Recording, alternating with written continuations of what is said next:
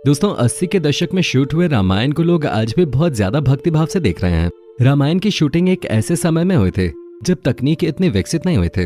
जी हाँ दोस्तों, उस समय न कोई VFX और न ही कोई एडवांस्ड एडिटिंग टेक्निक थे। तो दोस्तों आपके भी दिमाग में ये बात जरूर आई होगी कि 80 के दशक में बिना किसी खास तकनीक के रामायण की शूटिंग कैसे हुई होगी और इस शूटिंग में किन किन परेशानियों का सामना करना पड़ा होगा। रामायण के कलाकार बिना किसी सुविधा के शूटिंग कैसे मैनेज करते थे, उस समय रामायण बनाने में कितना खर्च हुआ, कलाकारों को कैसे चुना गया, उस समय बानर सेना और जामवंत जैसे कैरेक्टर कैसे डेवलप हुए थे। दोस्तों आपके सभी सवालों के जवाब आज के इस वीडियो में आपको मिलेंगे, लेकिन इसके लिए आपको इस वीडियो को अंत तक देखना होगा। लेकिन दोस्तों इससे पहले इस वीडियो को शुरू करें, वीडियो को ज्यादा से ज्यादा लाइक कीजिए और साथ ही दोस्तों अगर आप इस चैनल पे पहली बार वीडियो देख रहे हैं तो दोस्तों इस वीडियो के नीचे लाल बटन को दबाकर इस चैनल को सब्सक्राइब जरूर कर लीजिएगा। दोस्तों आज से 33 साल पहले जिस रामायण को रामानंद सागर ने बनाया था उसका जादू आज भी बरकरार है। रामायण को फिल्माने के लिए एक ऐसी जगह की जरूरत थी जहां वन, नदी, खाली मैदान, पहाड़ और समुद्र तट एक साथ हों ताकि अलग अलग दृश्यों को फिल्माने के लिए ज्यादा दिक्कत ना हो। बहुत सी जगहों की तलाश करने के बाद आखिरकार एक ऐसी जगह मिले जहां इस पवित्र कथा को फिल्माया जाए और वो जगह थी गुजरात का एक छोटा सा शहर उमरगांव। ये शहर रामायण के लिए एक पर्याप्त स्थान था। इस शहर की आबादी भी इतनी घनी नहीं थी जिस वजह से यहाँ काम करना मुनासिब हुआ। गुजरात के उमरगांव में रामायण की शूटिंग पूरे 550 दिनों तक चले और इस दौरान कुल 78 एपिसोड फिल्माए गए। बताया जाता है कि ज्यादातर कलाकार शूट के दौरान सेट पे ही रुका करते थे। उमरगांव मुंबई से 4 घंटे की दूरी पर स्थित है और यहाँ बहुत से पर्यटन स्थल मौजूद हैं। रावण का किरदार निभाने वाले श्री अरविंद त्रिवेदी मुंबई से ट्रेन से उमरगांव शूटिंग के लिए आते थे।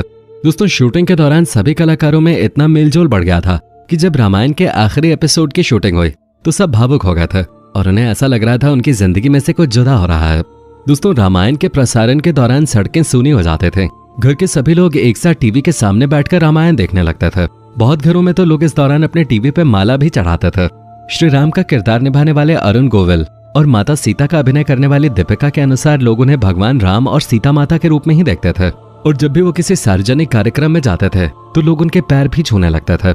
दोस्तों अगर हम आपको रामायण की शूटिंग के बारे में बताएं तो रामायण में लक्ष्मण का किरदार निभाने वाले सुनील लहरी ने बताया कि रामायण में हनुमान जी को इधर उधर उड़ते हुए बहुत देखा गया है, मगर शूटिंग के दौरान असल में वो उड़ नहीं रहे थे, वो तो कुर्सी या स्टूल पे बस खड़े कर दिए जाते थे। जी हाँ दोस्तों, सुनील लहरी ने बताया कि हनुमान जी के कंधे पे जब राम और लक्ष्मण को बिठाने वाला सीन शूट किया गया था तो वो उन सभी के लिए बहुत ही मजेदार रहा था और उन्होंने शूटिंग के साथ इसका खूब लुत्फ भी उठाया था।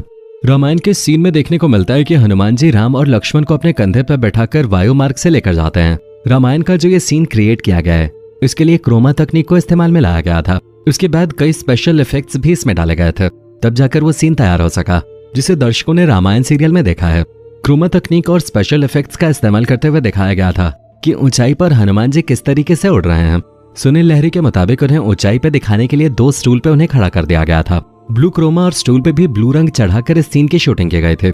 हनुमान जी के बड़े बड़े हाथ दिखाने थे तो इसके लिए एक रैंप तैयार किया गया था। इसी पर चढ़कर राम और लक्ष्मण जी गए थे और हनुमान जी के कंधे पे वे जा बैठे थे। सुनील लहरी ने बताया कि इस सीन की जो शूटिंग हुई थी वो काफी हद तक केवल इमेजिनेशन थे। सुनील लहरी और अरुण गोविल को कुछ पता ही नहीं चल रहा था कि आखिर हो क्या रहा है।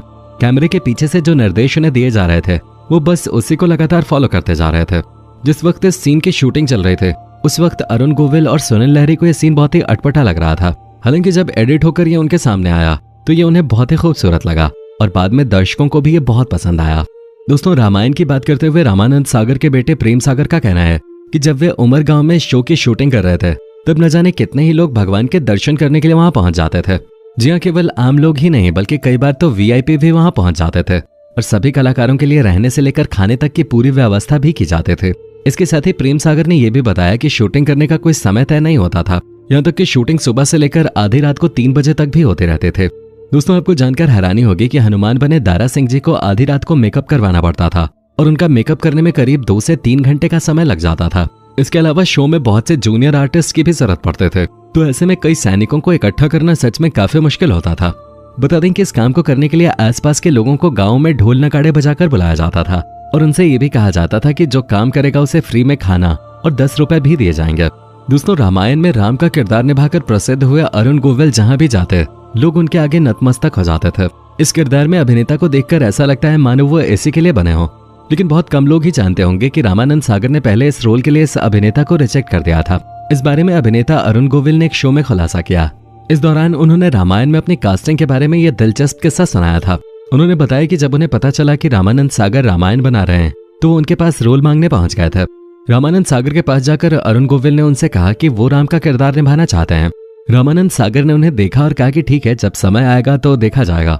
कुछ समय बाद जब शो के कास्टिंग के लिए ऑडिशन शुरू हुए तो अरुण गोविल को भी बुलाया गया, लेकिन शो की टीम को उनका ऑडिशन पसंद नहीं आया, जिसकी वजह से उन्हें रिजेक्ट कर दिया गया। लेकिन फिर एक दिन रामानंद सागर ने अरुण गोविल को फोन कर मिलने के लिए बुलाया। इसके बाद जब अरुण गोविल राम के किरदार के लिए लुक टेस्ट देने पहुंचे तो उनके स्माइल देख उन्हें तुरंत राम का किरदार मिल गया, क्योंकि उनके मुस्कान में रामानंद सागर को भगवान जैसी सौम्यता नजर आई, जो राम के किरदार के लिए बिल्कुल परफेक्ट था।